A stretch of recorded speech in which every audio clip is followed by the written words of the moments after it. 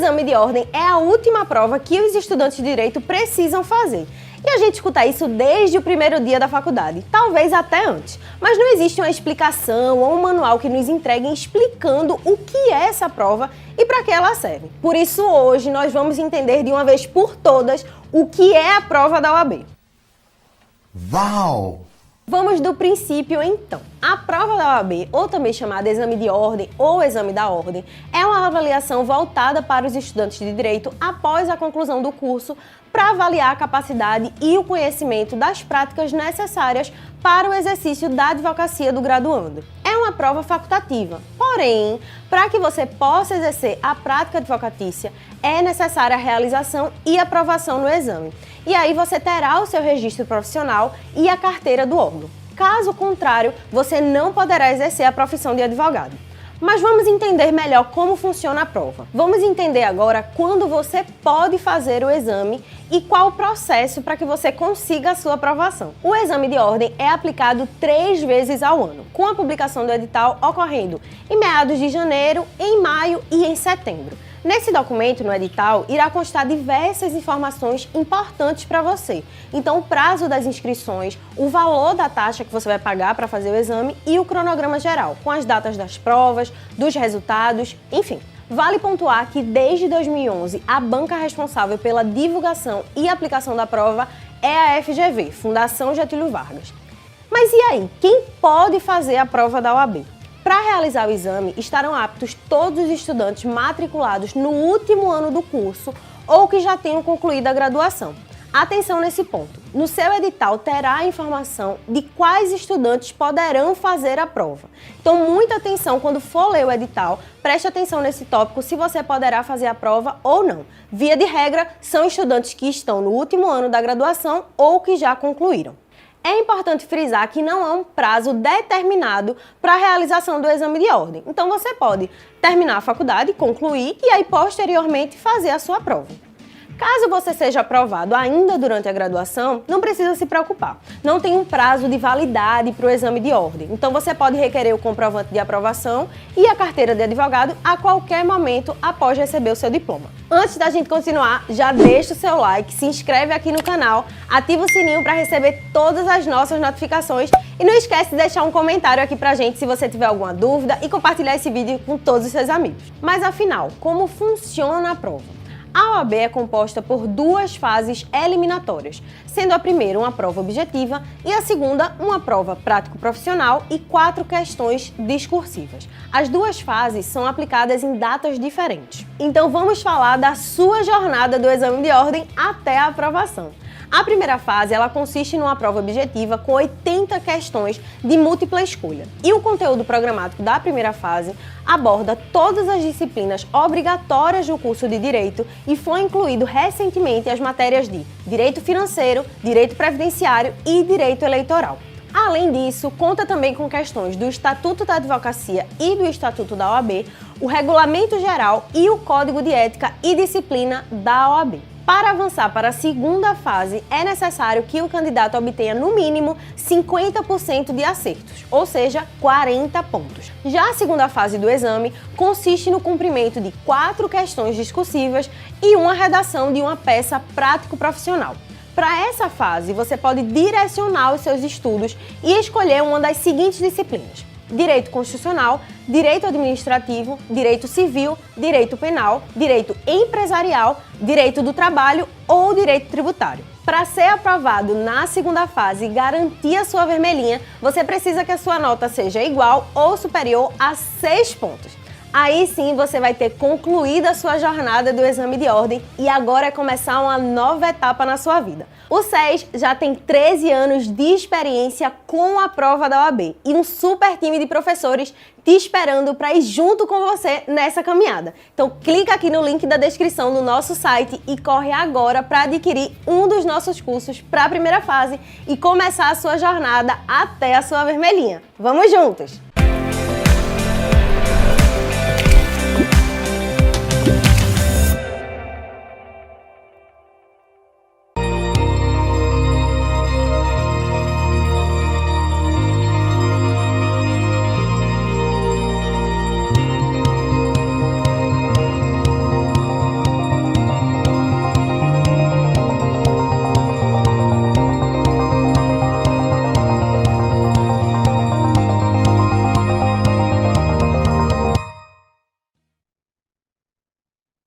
Muito boa noite a todos vocês que nos assistem agora. Precisamente 19 horas e 1 minuto, 9 de fevereiro de 2023. Bem-vindos, bem-vindas à nossa live Top 10 temas de direito penal.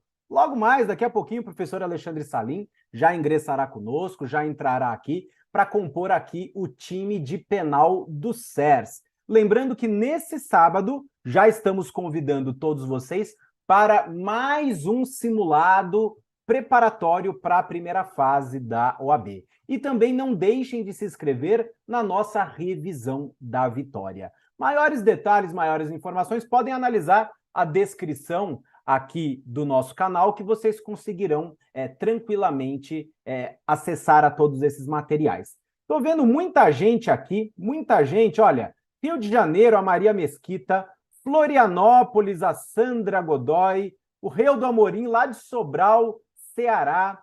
Temos a Natália Mendes, de Jutaí, Amazonas, Suene Santos, de Macapá, no Amapá, Paraupebas, também do Pará, Jaqueline, a Ângela, dando aqui boa noite para todos vocês, Jaguaquara, na Bahia, Recife, Ferraz de Vasconcelos, enfim, Brasil todo ligado na nossa live Top 10 temas de direito penal. Muito obrigado pela confiança, pela consideração de vocês. Mas agora a gente começa. A gente começa aqui trabalhando aqueles temas quentes, aqueles temas que a FGV gosta muito de cobrar. Eu já vou projetar, sem grandes delongas aqui, o nosso material. Vocês também têm como baixar depois esse material para conseguirem aí reestudar os assuntos. Mas vamos começar com o primeiro tema, pessoal. Um tema muito importante no direito penal. Os princípios do direito penal são bem relevantes, mas eu vou pensar aqui um dos princípios básicos do direito penal moderno, um dos princípios que a FGV mais gosta cobrar, que é o princípio da insignificância, também conhecido como princípio da bagatela. Princípio da insignificância ou da bagatela. Seriam aí expressões sinônimas. O princípio da insignificância ou princípio da bagatela, ele atua lá na tipicidade. Ele atua na tipicidade. Ok? Por que que o princípio da insignificância atua na tipicidade penal? E depois eu vou comentar sobre uma súmula do STJ que trata da inaplicabilidade desse princípio, especificamente lá na Lei Maria da Penha. Mas vamos lembrar aqui brevemente. Eu poderia descrever para vocês o crime como um fenômeno de 3 degraus. Para que um sujeito pratique um crime, ele tem que, em primeiro lugar, subir um degrau, que é o degrau do fato típico. O segundo degrau que ele tem que subir é o degrau da ilicitude. E o terceiro e último degrau é o degrau da culpabilidade. Para que alguém pratique um crime e seja passível de sanção penal, necessário que ele pratique ou que ele tenha cometido um comportamento que esteja descrito em lei como crime ou contravenção, o fato tem que ser típico. É necessário que esse fato praticado pelo agente viole a ordem jurídica, é a ilicitude, e é necessário que o agente seja censurável, a chamada culpabilidade. Certo?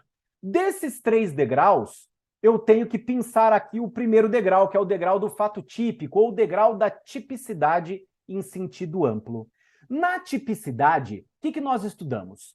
Que um fato será considerado típico quando aquele comportamento praticado pelo agente se amoldar, se subsumir, se enquadrar a uma descrição contida na lei como um crime ou como uma contravenção penal.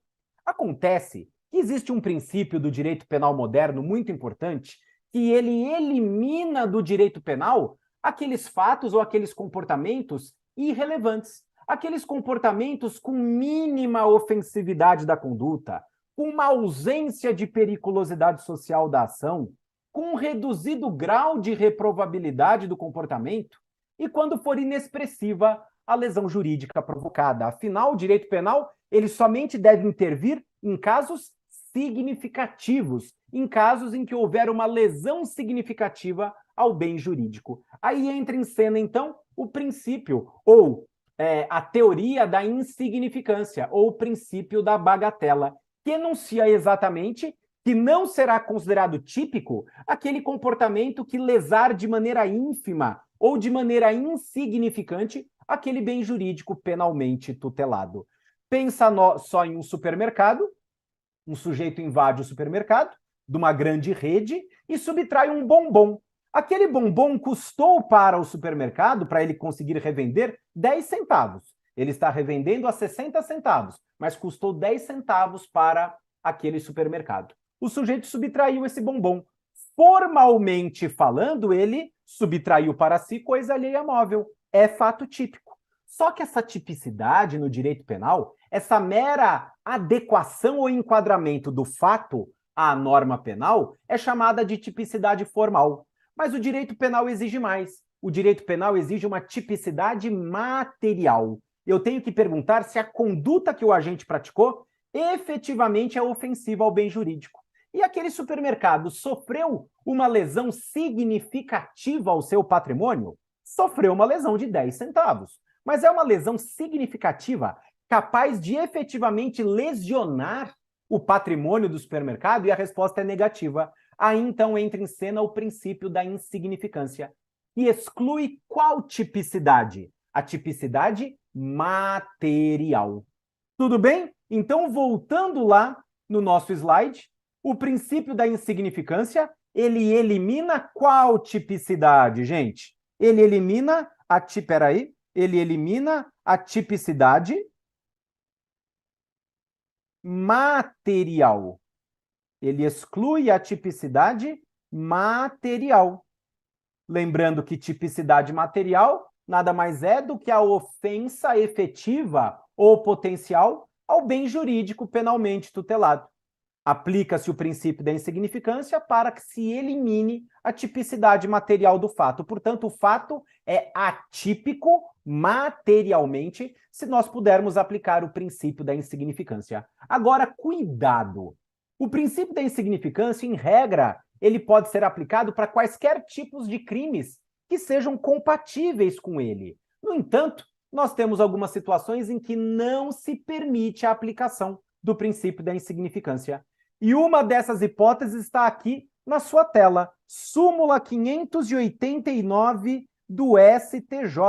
A FGV ama perguntar teses que são sumuladas. E o STJ sumulou o seguinte entendimento. Olha, pensou em crimes praticados ou contravenções praticadas com violência doméstica ou familiar, esqueça a aplicação do princípio da insignificância ou da bagatela. Pensou em Lei Maria da Penha, não cabe a aplicação do princípio da insignificância. Ah, mas foi uma lesão ínfima ao bem jurídico penalmente tutelado. Mas foi num contexto de violência doméstica em que a gente aplica a Lei Maria da Penha? Foi. Não cabe a incidência do princípio da insignificância. Ficou claro isso para vocês, gente?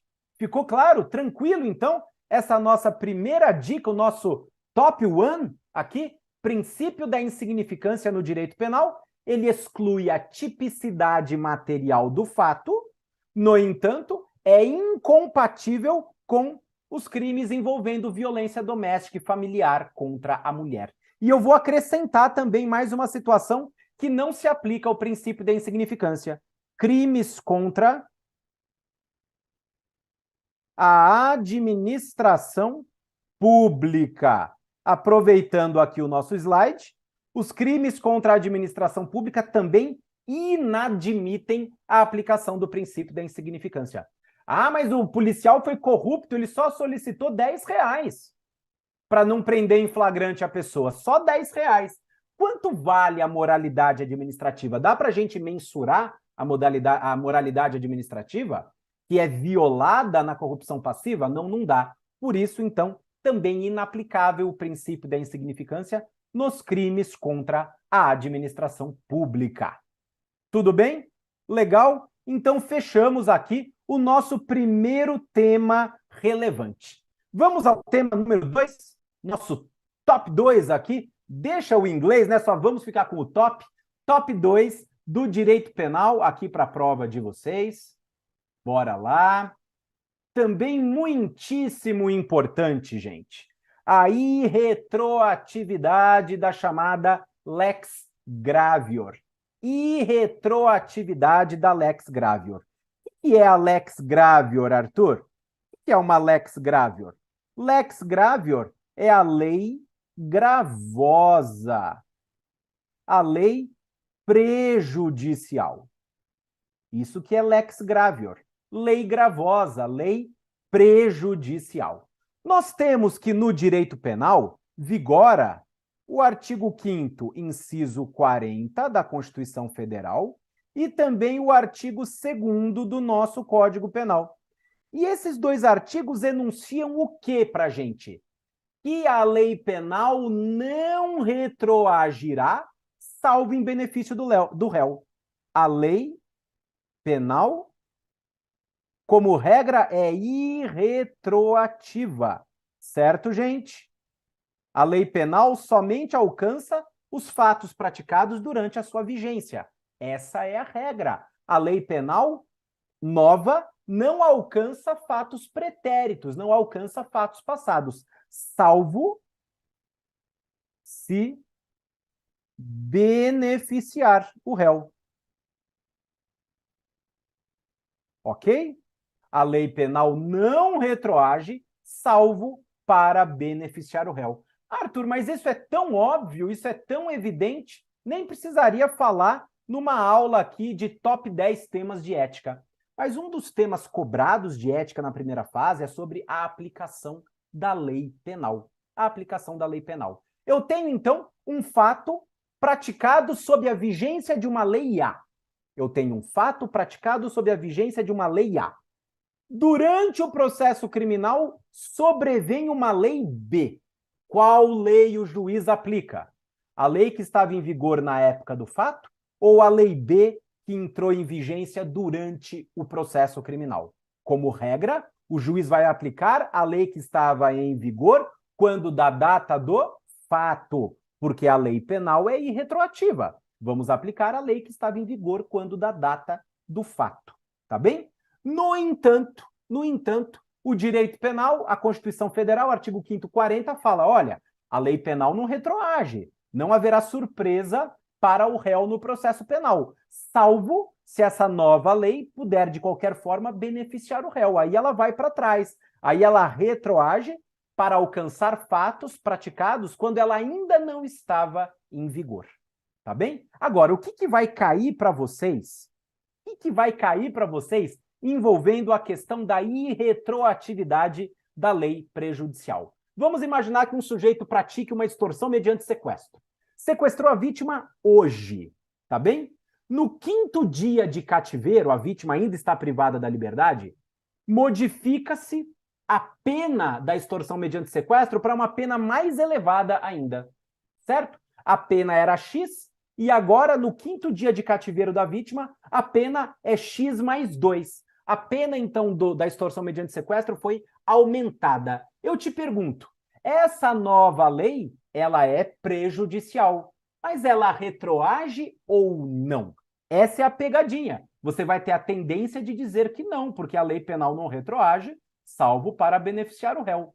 No entanto, existe uma súmula do STF. A gente não pode deixar de falar da súmula 711 do Supremo Tribunal Federal.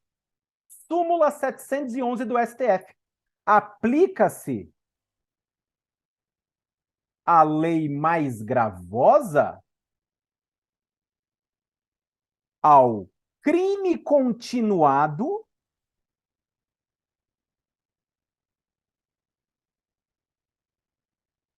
e ao crime permanente. Aplica-se a lei mais gravosa ao crime continuado e ao crime permanente quando? Se a sua vigência, ou seja, se quando ela entra em vigor, se a sua vigência é anterior à cessação da continuidade ou da permanência.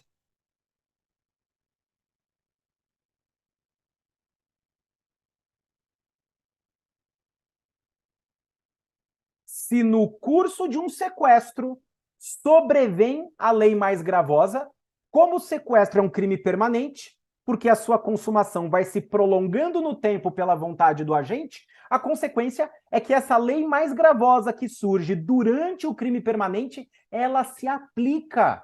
Ela se aplica. Ah, mas isso prejudica o réu, mas o crime é permanente. É como se o réu estivesse praticando aquele crime a cada minuto, a cada segundo. Se no curso do crime permanente sobrevém uma lei prejudicial, ela incide diante do caso concreto. Súmula 711 do STF. Olha que pergunta boa de cair na prova de vocês, pessoal. Embora nós tenhamos a regra geral da irretroatividade da lei gravosa, em matéria de crime continuado e de crime permanente, aplica-se a lei mais grave se ela for anterior, se a sua vigência for anterior à cessação da continuidade ou da permanência. Compreenderam isso? Tá entendido aqui, pessoal? Beleza? Fechamos, então, mais uma dica aqui no nosso top 10. Bora avançar? Vamos para mais uma dica, gente?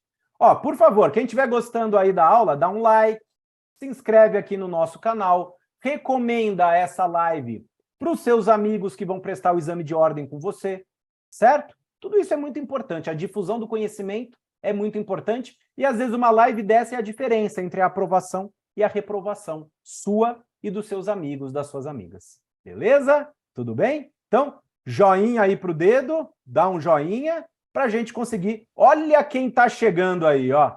Ó, que agora eu me calo, gente, diante do mestre, né? Eu tenho que aprender um pouco aqui. Então, Salim, boa noite. Deixa eu ficar quieto, porque a gente já estava indo para dica 3.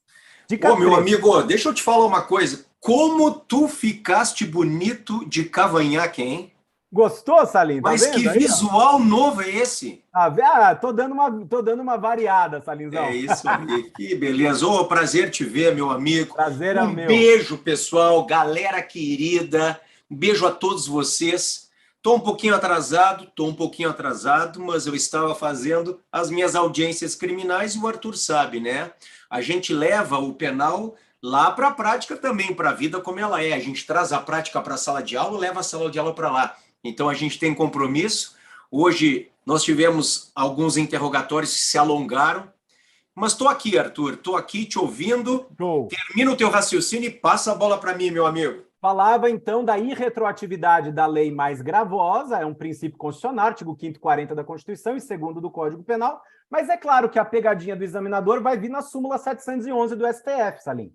Crime continuado e crime permanente são as ressalvas, desde que a lei gravosa, a vigência dela, seja anterior à cessação da continuidade ou da permanência, nesse caso, vai atingir, sim, o agente delitivo. E agora, Salim vai começar a falar aí com vocês a dica número 3, sobre iter criminis, as fases ou o caminho que um crime percorre. Dica 3. Salim, você está com os slides abertos ou você quer que eu abra aqui? Aqui, meu amigo, deixa eu botar. Boa. É a 3, né? Isso, dica 3. Estou botando aqui na tela para essa galera querida. Olha só, pessoal. Coloquei na tela, top 3, iter criminis. O direito penal brasileiro só pune, como regra, quando há início dos atos executórios. Nós temos que lembrar que o próprio Código Penal, no seu artigo, eu estou escrevendo aqui o 14, inciso 2º, vai falar da tentativa. E vai dizer, pessoal, que o crime é tentado quando iniciada a execução não se consuma por circunstâncias alheias à vontade do agente, à necessidade de início da execução. Então, vamos relembrar todas as fases do crime. Quais são as fases do crime? A primeira fase é a cogitação. A segunda fase é a preparação. A terceira fase é a execução. E a quarta fase é a consumação. O direito penal brasileiro não pune a cogitação. Não se pune a mera intenção, não se pune o dolo por si só. O que se pune, pessoal, é um fato que se materializou no mundo real. A segunda fase é a preparação. Como regra, pessoal, a preparação também não é punida no Brasil. Regra geral, não se pune atos preparatórios. Mas há exceções. Às vezes, pessoal, a preparação é um crime autônomo. Bom, aí eu estou punindo o crime autônomo.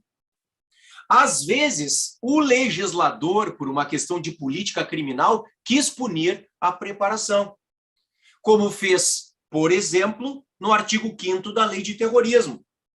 A Lei de Terrorismo é a 13.260. Lembrando que o terrorismo é um crime equiparado aos hediondos. Então, em relação ao terrorismo, incidem todas as consequências gravosas da Lei dos Crimes Hediondos. Quais são mesmo os crimes equiparados aos hediondos? São os 3 T's: tortura, terrorismo e tráfico de drogas. Agora, no tráfico de drogas tem uma pegadinha, que é o tráfico minorado ou privilegiado. Aquele do parágrafo 4º do artigo 33 da Lei de Drogas. O criminoso é primário, portador de bons antecedentes, não se dedica às atividades criminosas e não integra a organização criminosa. São 4 requisitos cumulativos.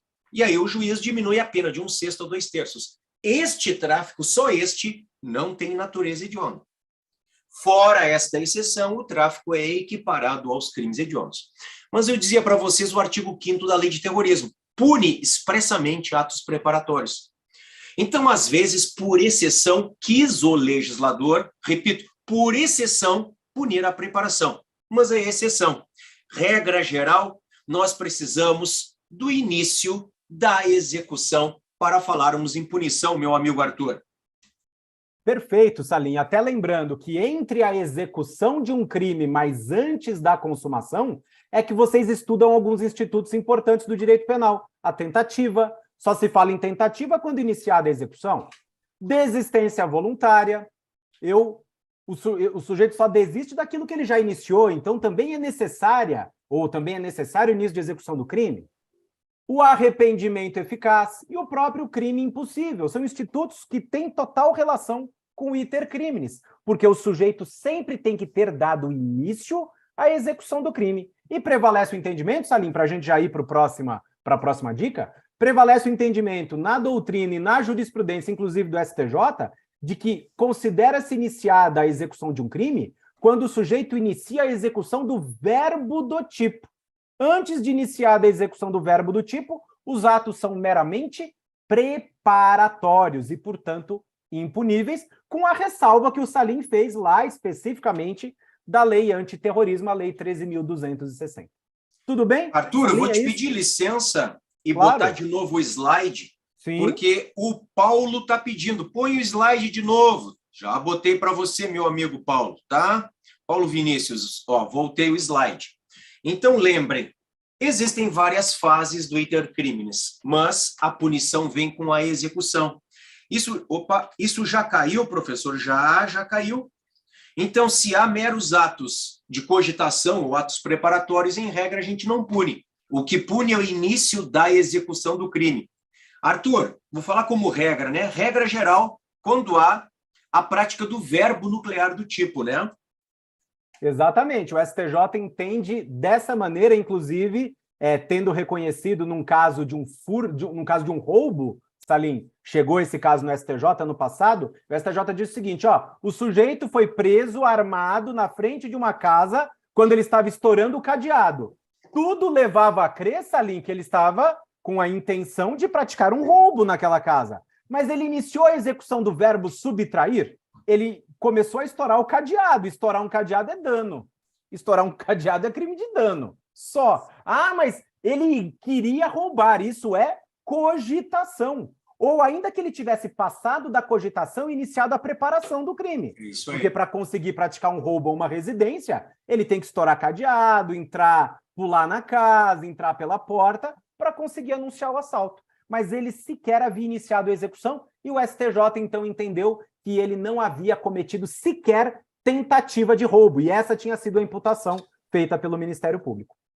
Maravilha. Olha aqui, Arthur, a Elisângela, um beijo, querida, tá? Ela disse assim, ó, vamos valorizar esta aula, 200 pessoas e 70 likes. Ô, pessoal, estão gostando da aula? Deixem o like aí para mim e para o professor Arthur Trigueiros. E aí, meu amigo, avanço aqui?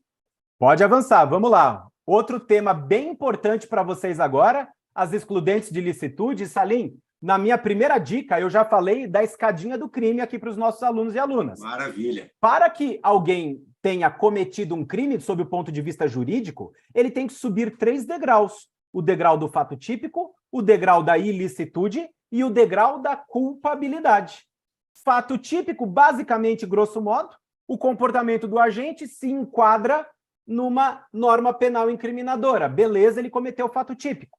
Agora, não é porque um sujeito mata alguém, Salim, que ele age de forma ilícita. Porque, muito embora a regra seja de que quem pratica fato típico também pratica um fato ilícito, essa regra acaba sendo eliminada exatamente pelas causas excludentes da ilicitude.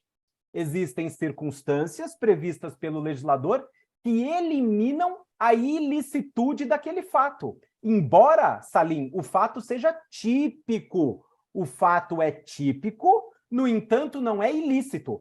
Ao longo dessa semana, viralizaram, né, uns vídeos aí de um policial, né, que foi lá intervir diante de uma discussão, de uma briga. Eu e aí vi. O sujeito pegou o cacetete do policial, né, Salim? Pegou o cacetete do policial e o vídeo, ele mostra claramente o momento que o sujeito que pegou o cacetete do policial ergueu o cacetete e ia dar uma pancada, provavelmente, na cabeça do policial. O policial armado deu um tiro nele, matou o sujeito ali, e isso viralizou.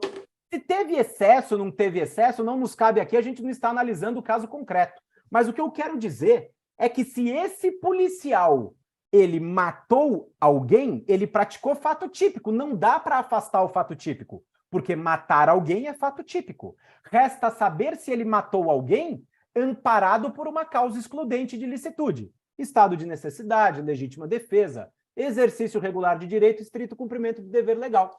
E no Deixa eu botar minha colher aqui, perfeito, claro, olha manda, só. Salim. Esse teu exemplo ele é maravilhoso, porque o penal, como eu sempre digo, é a vida como ela é, né? E o Arthur está trazendo um fato muito, muito atual, um fato que viralizou agora nos últimos dias. Sem nós entrarmos no mérito do que é certo ou errado aqui, eu quero que vocês pensem o seguinte, aquele policial, ele tem que se defender. E ele contrata um de vocês para ser o advogado criminalista ou a advogada criminalista dele. Qual é a tese que vocês vão alegar para defender o cliente? Aqui, neste caso, vocês provavelmente irão alegar uma tese excludente da ilicitude, provavelmente a tese da legítima defesa. Se está presente ou não está presente, bom, aí é questão para discutir naquele caso concreto. Agora, se você é o advogado, o que você vai invocar em favor do cliente? Então, o que o Arthur está dizendo, botei ali de novo, ó. Não há dúvida de que o fato é típico, porque a lei vai dizer matar alguém, o crime é matar alguém. Então, tipicidade existe, descrição do crime na lei existe. Agora, é ilícito, porque para ser crime tem que ser típico e ilícito, e o agente tem que ser culpável. Então, o que nós vamos trazer agora é a discussão a respeito, olhem aqui no nosso esqueminha, de excluir a ilicitude. As causas que excluem a ilicitude. O fato continua típico, mas não se fala em crime por ausência de ilicitude. É isso, meu parceiro. Perfeito. E aí, para vocês depois estudarem de forma mais profunda quais são as excludentes de ilicitude, as principais vêm enumeradas no artigo 23 do Código Penal, que são 4. O estado de necessidade, a legítima defesa, o exercício regular de direito e o estrito cumprimento do dever legal. E, Salim, utilizando esse gancho aí desse vídeo que viralizou sobre o policial que deu um tiro lá no sujeito e o matou, veja, uma pegadinha que vocês não vão cair na prova. Um policial, quando mata um sujeito, um infrator, ali no exercício da função, pelo amor de Deus, ele não age no estrito cumprimento de dever legal, hein? Por favor, em momento algum a lei determina aos policiais que matem os infratores da lei penal. Não existe em qualquer parte do nosso ordenamento jurídico uma ordem ao policial para matar quem se encontre em situação de flagrância. Não há, então, estrito cumprimento de dever legal quando um policial troca tiros com um bandido e mata um bandido, certo? E poderá haver legítima defesa própria. No caso do vídeo, provavelmente, não é, Salim? O promotor de justiça vai pedir ali o arquivamento do inquérito policial por legítima defesa, provavelmente. Legítima defesa própria. O policial estava se protegendo. E a legítima defesa pressupõe um binômio: agressão injusta e reação. Agressão injusta e reação. Resta saber se a reação foi moderada ou imoderada. E isso vai depender dos elementos de convicção do caso concreto. Mas é isso que vocês precisam saber lá para o dia da prova. Perfeito, meu parceiro. E complementando, como nós colocamos como dica, como macete aqui. Se cair na prova, observem aqui, pessoal, uma situação de perigo. Então, as pessoas estão fugindo de um incêndio. O navio está afundando, um naufrágio, uma situação de perigo. Existe um terremoto, as pessoas correndo apavoradas, uma empurrando a outra, batendo na outra. É um perigo. Provavelmente a resposta será estado de necessidade. No estado de necessidade, ninguém está agredindo ninguém. O que há é uma situação de perigo. Agora, se cair na nossa prova uma agressão, o A está agredindo o B, provavelmente a resposta estará na legítima defesa. O que vocês devem cuidar também é a pegadinha envolvendo o animal. Por quê? Porque se o animal, por exemplo, um cão bravo, atacar instintivamente, então ele pula a cerca e ele não está sendo atiçado por ninguém, mas ele começa a morder pessoas na via pública. Aí alguém, para se defender, acaba chutando o cachorro, batendo com um pedaço de pau, talvez até usando uma arma de fogo. Está em estado de necessidade. Porque, vejam, não há agressão humana ali. Mas eu falava na pegadinha. Pode ser que caia, por exemplo, que o dono daquele animal usa o bicho como arma. Ele abre a coleira, ele tira a focinheira e diz: pega, pega, pega, pega. Se o animal é atiçado pelo dono, o animal é o mero instrumento do agressor, o agressor é o dono. E neste caso, neste segundo caso, a reação se dá em legítima defesa. Então, se o animal ataca instintivamente, sem ser atiçado, reação em estado de necessidade. Agora, se o animal ataca obedecendo o comando do dono, o comando humano, o animal é mero instrumento, a agressão é humana, reação em legítima defesa. Essa é uma questão ótima, né, Arthur? Muito boa, essa é um clássico, o fato de o animal ser atiçado ou o animal espontaneamente atacar. Ataque espontâneo de animal, a reação se dará em estado de necessidade. Reação a um ataque de um animal incitado, induzido, instigado pelo seu dono, não há dúvida de que a reação seria em legítima defesa. Maravilha. Próxima dica. Chegamos Meu ao amigo, nosso... olha só, deixa eu só responder aqui. Há várias mensagens legais aqui. Obrigado, tá, pessoal? Um beijo para vocês. Aqueles que estão aqui pela primeira vez, como a Stephanie Batista, dizer para vocês, tá? Para ti, Stephanie, em especial, que eu e o Arthur, nós fazemos parte da equipe de penal aqui do SERS OAB, tá? Nós somos responsáveis pela segunda fase, pelo curso de prática penal. Nós não só ajudamos vocês a passarem na segunda fase, como vocês saem do nosso curso de segunda fase, dando os primeiros passos na advocacia criminal, tá? Falem com os colegas que já estiveram conosco, foram os nossos alunos, tá? E a Sueli está me pedindo o link do VAD. Eu vou te mandar, querida Sueli, é que eu não consegui parar, mas eu vou te mandar. Olha só, eu estou vendo do teu lado, Arthur, o VAD penal, a última edição para o exame 37. Tá bonita essa capa, meu amigo. Ficou muito legal. Chegou hoje para mim aqui, Salim. Já chegou aí para você? Chegou aqui também. Eu não chegou, tive tempo nem de fazer a postagem. Sexta edição, tá? Atualizado para o 37º exame de ordem. Então, está atualizadíssimo com tudo que os nossos alunos e alunas vão precisar para aprovação na segunda fase, com certeza. É isso aí, meu parceiro. E eu avancei aqui. Se o crime é um fato típico, ilícito e culpável, e existem causas de exclusão do primeiro elemento, fato típico, do segundo elemento, ilicitude, é claro que existem também causas que excluem o terceiro elemento, que é a culpabilidade. E eu começo lembrando vocês que a culpabilidade, atualmente, a atual estrutura da culpabilidade é esta aqui, ó. A culpabilidade é formada por imputabilidade, por potencial consciência da ilicitude e também por exigibilidade de conduta diversa. Esta é a estrutura da culpabilidade, os três elementos que compõem a culpabilidade. Então, a nossa tese, a nossa causa de exclusão pode estar na imputabilidade, pode estar na potencial consciência da ilicitude e pode estar na exigibilidade de conduta diversa. Nós, inclusive, colocamos aqui alguns exemplos. Nós colocamos aqui a doença mental como exemplo de uma causa que exclui a imputabilidade, o erro de proibição inevitável como sendo um exemplo de causa que exclui a potencial consciência da ilicitude, a coação moral irresistível como sendo um exemplo de causa que exclui a exigibilidade de conduta diversa. A doença mental, pessoal, está no artigo 26, caput do Código Penal.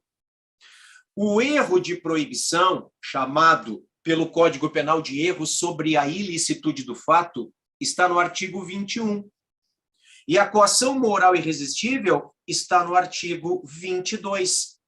São causas que excluem a culpabilidade.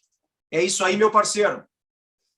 Perfeito, Salim. Então lembra lá que é perfeitamente possível um sujeito praticar um fato típico e ilícito, ele está a um triz de ter cometido um crime.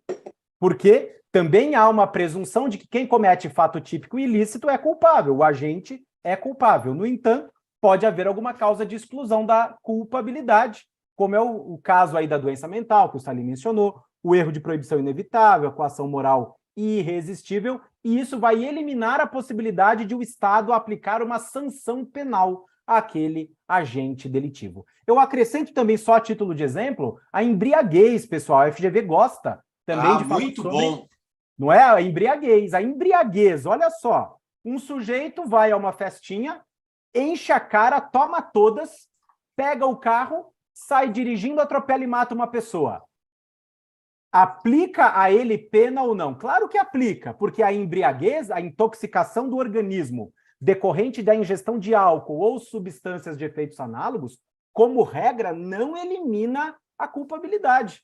É aquela frase que eu falo em aula, Salim. Bebeu porque quis, o problema é seu. Bebeu porque quis, não foi forçado a se embriagar, ou não se embriagou, ou acabou se embriagando culposamente, por imprudência, problema seu. O artigo 28, inciso 2º do Código Penal diz que não haverá a exclusão da imputabilidade pela embriaguez. Porém, o 28, parágrafo 1º do Código Penal vai nos dizer que, a depender da embriaguez, ela vai isentar de pena. Qual é a embriaguez que exclui a imputabilidade? O Salim já acabou de escrever ali. A embriaguez acidental completa. Por que acidental? Porque não decorreu da vontade do agente. Não decorreu nem de dolo, nem de culpa do agente colocar-se em estado de embriaguez. Ela decorre de caso fortuito ou de força maior.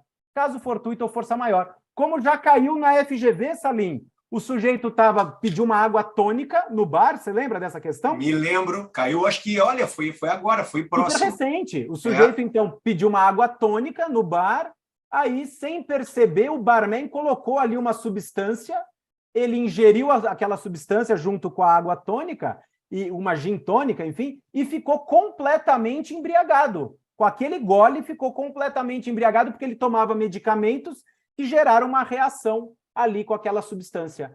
Veja, foi uma embriaguez acidental completa. Se ele, por algum motivo, praticar um fato típico e ilícito, naquele estado de embriaguez acidental completa, haverá a isenção de pena. Artigo 28, parágrafo 1º do nosso Código Penal. Certo, pessoal? Perfeito, perfeito. Então, lembrem, se a embriaguez não for acidental, como eu escrevi aqui, se ela não decorrer de caso fortuito ou força maior, o sujeito vai ser punido. Ainda que esteja embriagado, drogado, ele vai ser punido. É o que está no artigo 28, inciso 2. Agora, se cair que a embriaguez decorre do caso fortuito ou força maior, se ela é acidental completa, aí sim ela exclui a culpabilidade e isenta de pena, como está no 28, parágrafo 1º do Código Penal. Show, Salim. Matamos, então, mais uma dica. Agora vamos para a dica número 6, que trata do concurso de pessoas. São 3 artigos, pessoal. Artigos 29 a 31 do Código Penal, tá? Artigos 29 a 31 do Código Penal. O que é o concurso de pessoas? Rapidinho. Quando 2 ou mais pessoas se reúnem de forma consciente e voluntária para o cometimento de uma mesma infração penal, haverá concurso de pessoas. A reunião consciente e voluntária de 2 ou mais pessoas para o cometimento de uma determinada infração penal. Certo? Lá no concurso de pessoas, para a gente identificar se existe ou não concurso de pessoas, eu dou nas minhas aulas, Salim, uma dica, que é o mnemônico. PRIO. O que é o PRIO? Eu vou até colocar aqui na tela. Então, você lembra lá do passarinho caipira, né, Salim? É o PRIO, passarinho caipira. É um ótimo macete. Então, é um macete legal aqui para vocês. Espera aí. Então, lembra do PRIO. O que é o P do PRIO? É pluralidade de pessoas. Só haverá concurso de pessoas quando houver uma pluralidade de pessoas, 2 ou mais pessoas reunidas. O R do PRIO é relevância causal. Só haverá concurso de pessoas, Salim, e a pessoa será... aquela pessoa será imputada à prática da infração penal se a conduta dela tiver alguma relevância para o desfecho daquela ação criminosa. Não existe relevância causal como regra o sujeito que nada faz, certo?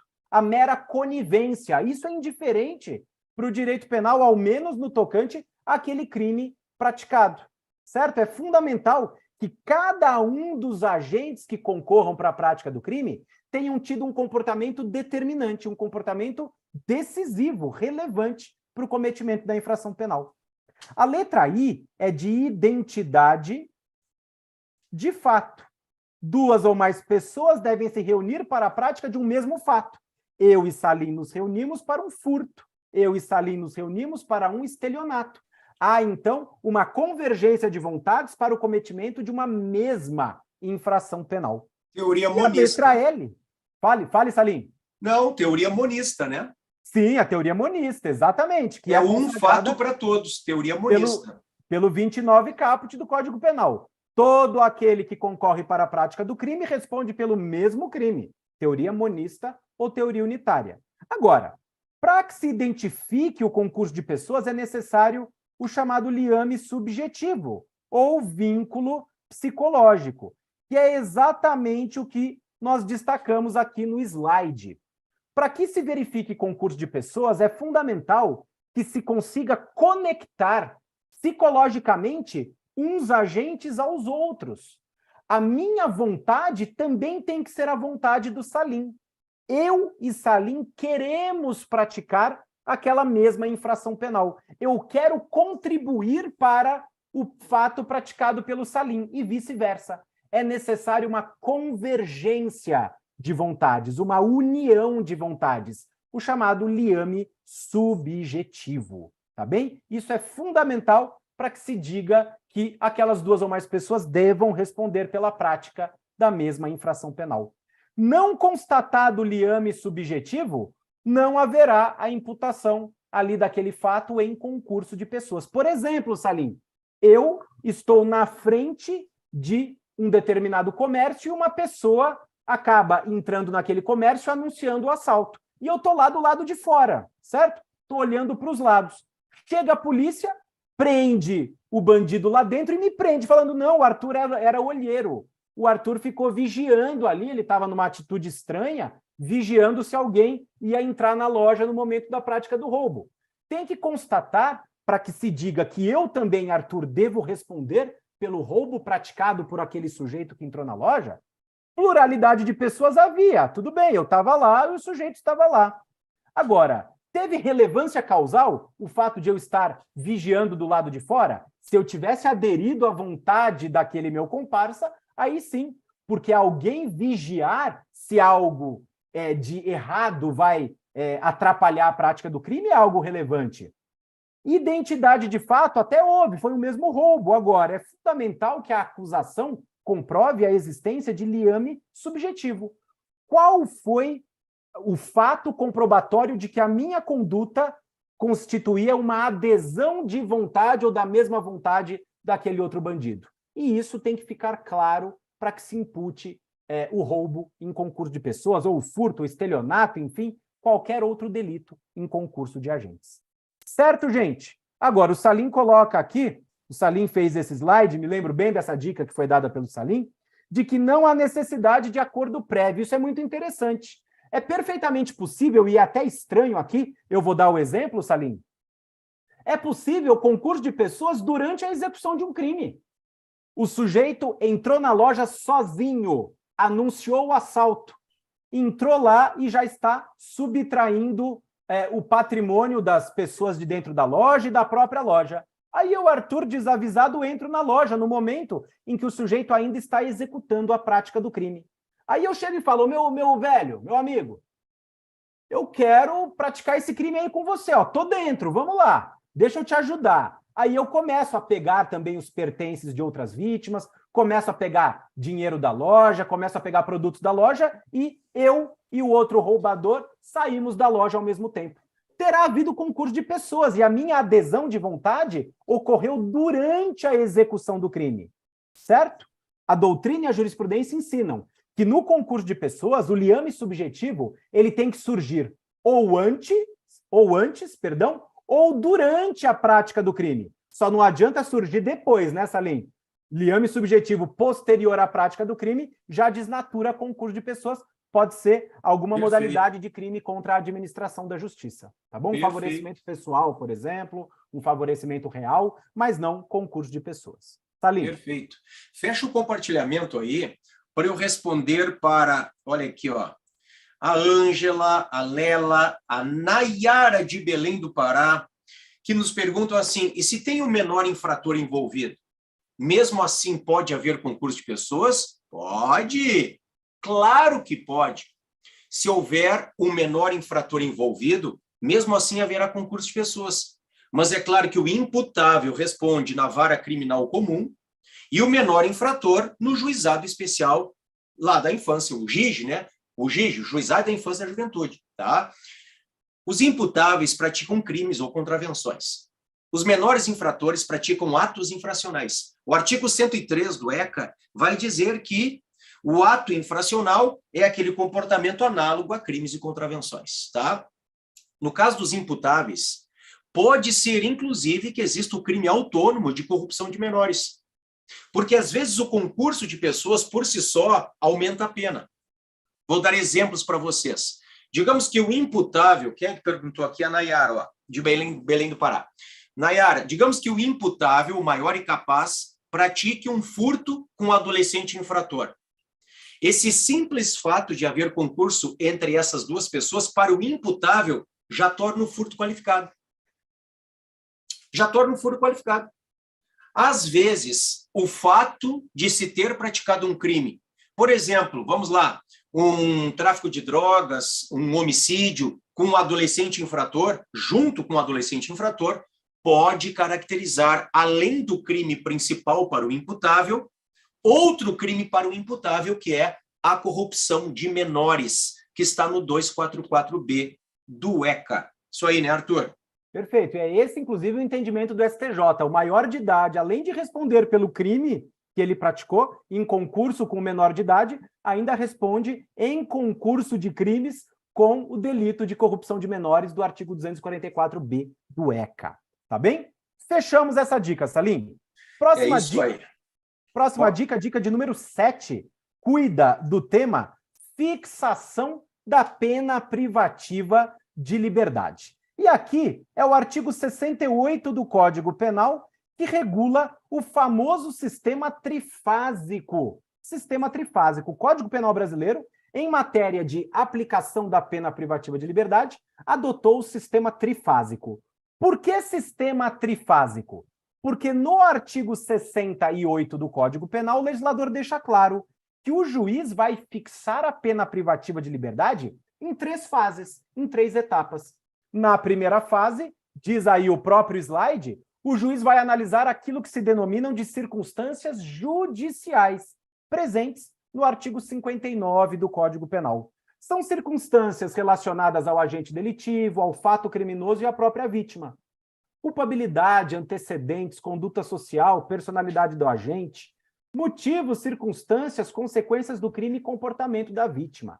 Basta você fazer a leitura do artigo 59 do Código Penal, que nos traz 8 vetores necessários de análise para o juiz. E aqui, Salim, sobre as circunstâncias judiciais, é claro que a gente tem que pensar uma súmula do STJ. Súmula 444. A FGV adora perguntar sobre a súmula 444 do STJ. O que trata essa súmula 444? Não vai agravar a pena base por circunstância judicial desfavorável a existência de inquéritos policiais ou ações penais em andamento. Porque se nós considerássemos inquéritos em andamento e ações em andamento como uma circunstância judicial desfavorável ao réu, nós estaríamos violando o princípio da presunção de inocência ou de não culpabilidade ou de estado de inocência. Enfim, tem uma série de nomenclaturas lá no processo penal. Se ninguém será considerado culpado, senão após o trânsito em julgado da sentença penal condenatória, um inquérito policial não pode ser utilizado contra mim como, por exemplo, um mau antecedente. O antecedente criminal pressupõe sentença judicial condenatória transitada em julgado. Então, fica essa dica relevante para vocês envolvendo as circunstâncias judiciais do artigo 59 do Código Penal. O juiz fixou a pena base? Fixou, ele vai para a segunda fase. Existência de atenuantes e agravantes. São só 4 artigos trazidos no Código Penal de atenuantes e agravantes. Artigos 61 e 62, 65 e 66. 61 e 62 trazendo as circunstâncias agravantes, 65 e 66 trazendo as circunstâncias atenuantes. E claro, Salim, mais uma vez, a FGV gosta de súmula, e aí você tem que se lembrar da súmula 231 do STJ. Súmula 231 do STJ. Se o juiz fixa a pena base no mínimo legal, que é a primeira fase, juiz não está autorizado, na segunda fase, em razão de uma circunstância atenuante, aplicar a pena abaixo, aquém do mínimo legal. A circunstância atenuante não pode conduzir à aplicação da pena na segunda fase para abaixo, para aquém do mínimo legal. E o mesmo, pela mesma ratio, vale para circunstâncias agravantes. Estabelecida a pena base no máximo legal, da pena cominada, o juiz não pode aumentar a pena para cima do máximo legal. Diferente da última fase do sistema trifásico, que é a fase em que vão incidir as causas de diminuição, também chamadas de minorantes, e causas de aumento de pena, chamadas de majorantes. Elas estão tanto na parte geral quanto na parte especial do Código Penal. E nós identificamos essas causas por meio de frações. Toda vez que vocês lerem, aumenta-se a pena de 1/3 à metade, diminui-se a pena de 1/3 a 2/3, essas são causas de diminuição e de aumento de pena que incidem somente na terceira e última fase da aplicação da pena privativa de liberdade. E essas, Salim, diferentemente da súmula 231 do STJ, elas podem furar o piso, gerar a aplicação da pena abaixo do mínimo legal, ou furar o teto, aplicar-se a pena acima do máximo legal, caso existam causas de aumento de pena. Salim, te devolvo a palavra. Perfeito, meu amigo. E eu lembro vocês, pessoal, em relação a esse assunto das penas, que, embora na lei dos crimes hediondos diga que um condenado por crime hediondo começa a cumprir a pena em regime inicial fechado, está expresso na lei dos crimes hediondos que o regime inicial é fechado no caso de condenação. Eu quero que vocês lembrem que isto foi considerado inconstitucional pelo STF. Então, se cair na nossa prova, agora, primeira fase, exame 37, regime inicial fechado ou regime integral fechado, simplesmente porque o crime é hediondo ou equiparado, isto é inconstitucional para o Supremo Tribunal Federal. Avancei. Boa. Falando agora de homicídio, que é a especialidade do Salim. Eu nem me meto a besta aqui, né, Salim? Ontem Salim eu lá fiz do um júri tão difícil, meu amigo Arthur, Imagino. tão difícil. Era contra um líder de facção criminosa e nós tivemos êxito. A nossa tese foi acolhida pelos jurados e houve uma condenação superior a 34 anos. Nossa. Mas vamos lá. O que nós temos que saber? Que o crime de homicídio simples, aquele que está no artigo 121 caput do Código Penal, só é hediondo quando praticado em atividade típica de grupo de extermínio. Já o homicídio qualificado é sempre um delito hediondo. E aí nós temos, pessoal, aqui uma pegadinha, cuidado, porque pode ser que caia aquele homicídio híbrido. Aquele homicídio, pessoal, que ao mesmo tempo é qualificado, privilegiado ou privilegiado qualificado, tanto faz esta ordem, tá? Esta figura híbrida, ela é possível quando a qualificadora é objetiva. Se a qualificadora é objetiva, cabe a figura do homicídio qualificado privilegiado. E neste caso, não há hediondez. A hediondez ou existe no simples, quando há grupo de extermínio, ou no qualificado, sempre. Então, por exemplo, o feminicídio. Feminicídio é um homicídio qualificado, quando praticado contra a mulher em face de algumas razões que estão na lei. Violência doméstica e familiar, ou menosprezo ou discriminação à condição de mulher. Essas são as razões que estão na lei. Então, o crime de homicídio contra a mulher em face dessas razões é o feminicídio.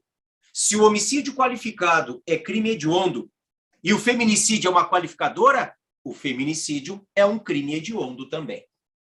Salim, pegando um gancho aí, tivemos novidade, ano de 2022, houve o acréscimo de mais uma qualificadora no homicídio, lá no parágrafo 2º, inciso 9º. Artigo 121, parágrafo 2º, inciso 9º, trazido pela Lei Henri Borel. Já ouviram falar dessa Lei Henri Borel? E ela acrescentou com mais uma qualificadora, Salim, ao homicídio, que é o fato de a vítima ser menor de 14 anos. O só fato de a vítima ser menor de 14 anos já se considera uma qualificadora. E ponto final. Então, cuidado. Matar pessoa menor de 14 anos é homicídio qualificado. E por ser homicídio qualificado, é crime hediondo. Agora, como a idade da vítima constitui elementar daquele tipo derivado, é fundamental que o homicida tenha conhecimento da idade da vítima, certo? Sob pena de responsabilização objetiva. É, então, necessário que o homicida saiba que está matando uma pessoa menor de 14 anos. Caso contrário, não incide a qualificadora. Mas fica a dica, matar menor de 14 anos é homicídio qualificado, 12 a 30 anos, considerado crime hediondo. Isso veio com a Lei Henri Borel, como já disse o Arthur, e lembrando que a Lei Henri Borel pode cair na nossa prova. Agora, lembrando também que se trata de uma lex gravior. É óbvio, né, pessoal? Porque se cria uma nova qualificadora ao homicídio contra menor de 14. E como qualquer lex gravior, uma lei penal posterior mais gravosa, não pode retroagir. Então, esta qualificadora só vale a partir da vigência da lei Henri Borel. Beleza? Isso vai constar do enunciado, caso venha, e pode muito bem vir. Avancei aqui, Arthur. Vamos lá, penúltima dica, pessoal, do nosso top 10 temas de direito penal. Essa dica é bacana, Salim, porque ela envolve uma lei que vem sendo cobrada rotineiramente pela FGV, que é o pacote anticrime. Eu vou projetar para vocês na tela a nossa dica 9 aqui. E a nossa dica 9 versa sobre o crime de furto, tá bem? Especificamente o delito de furto. O que aconteceu é que o pacote anticrime, a lei 13.964 de 2019, que entrou em vigor em 23 de janeiro de 2020, passou a prever uma nova qualificadora do furto. O furto, se for praticado com um meio executório específico, emprego de explosivo ou de artefato análogo, essa situação passa a ser hedionda. O furto qualificado pelo emprego de explosivo foi inserido lá na lei dos crimes hediondos como mais uma figura hedionda, tá bem? O furto praticado com emprego de explosivo ele foi instituído no Código Penal antes do pacote anticrime. O que aconteceu é que a natureza hedionda, isso foi novidade. Isso foi novidade. Então, um sujeito que pega um explosivo, coloca num caixa eletrônico, explode o caixa eletrônico, ele praticou furto qualificado pelo emprego de explosivo. Ok. A partir do pacote anticrime, este furto qualificado torna-se crime hediondo. E agora, só uma crítica, que é uma crítica e, ao mesmo tempo, uma pegadinha.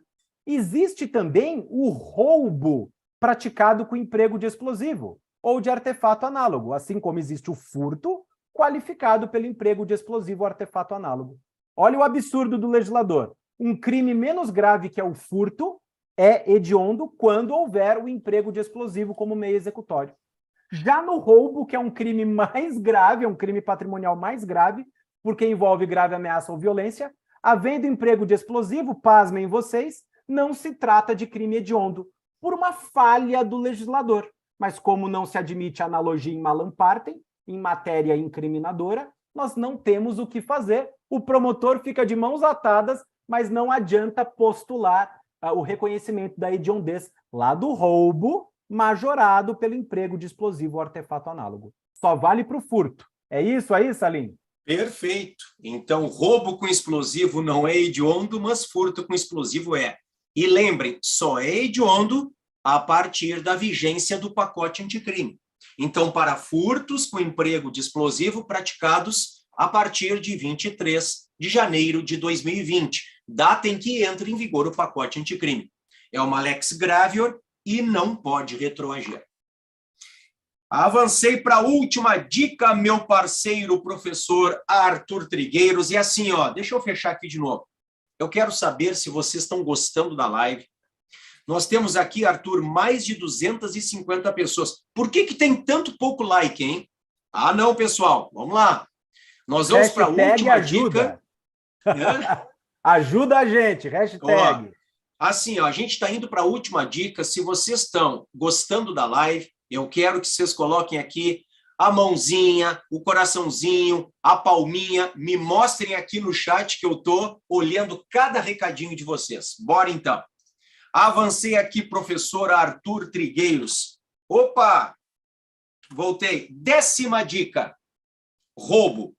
E aqui nós temos algumas questões importantes sobre o latrocínio, né? Uma delas é esta. Sempre que a vítima é morta, o delito de latrocínio está consumado, conforme a súmula 610 do STF. Mas, professor, ainda que a subtração fique tentada? Sim, ainda que a subtração fique tentada. Ou seja, sempre que no latrocínio, que é matar para roubar, a vítima é morta, o crime está consumado, mesmo que a subtração fique tentada. Então o sujeito dá o tiro na vítima, quando vai pegar a carteira dela, alguém grita, Arthur, pega ladrão, pega ladrão. Ele sai correndo sem levar a carteira. O crime está consumado se a vítima morrer.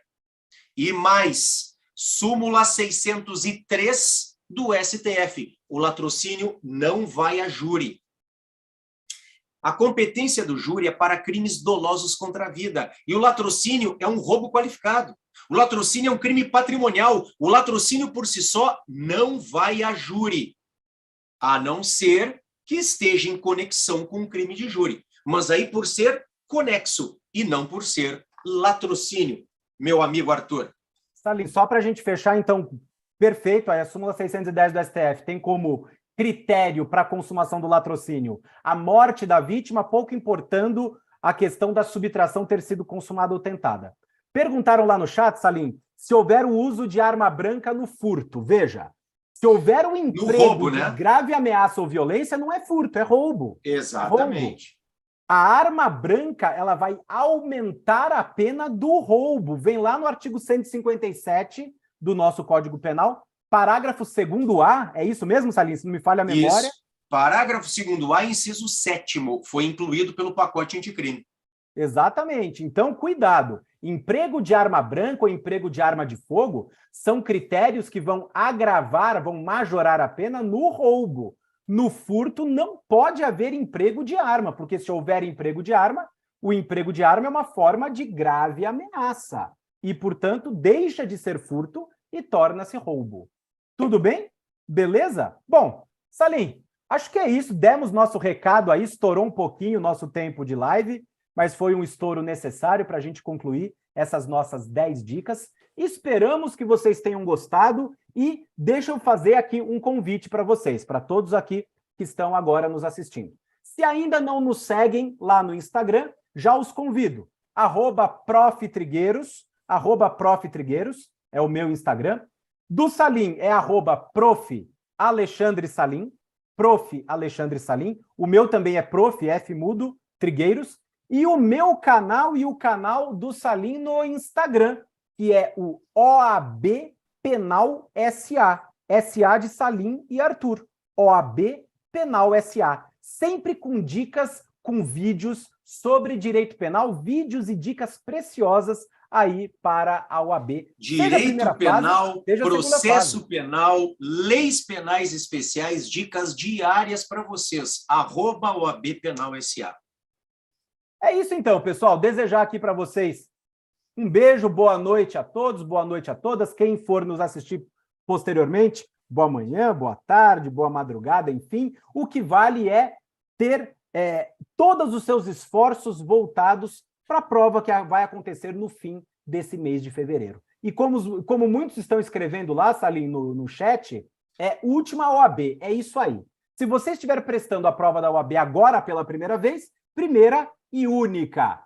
Para aqueles que já prestaram provas anteriores, última OAB. Vamos juntos, já deu certo. Beijo a todos. É isso aí, pessoal. E não esqueçam que nesta semana nós concluímos as lives do Top 10, os acordas e os madrugas. Mas na semana que vem, porque a gente não vai ficar longe de vocês nem um segundo, nós vamos juntos com vocês até a prova. Na semana que vem começamos lives manhãs, tardes e noites. Lives de 2 horas com correção de questões que caíram nas provas anteriores. Então, muito importante, a gente está aqui e nós vamos ajudá-las a passar. Tá bem? Um beijo a todos. Parceiro, aquele abraço. Abração, Salim. Valeu, produção. Até mais. Tchau, tchau.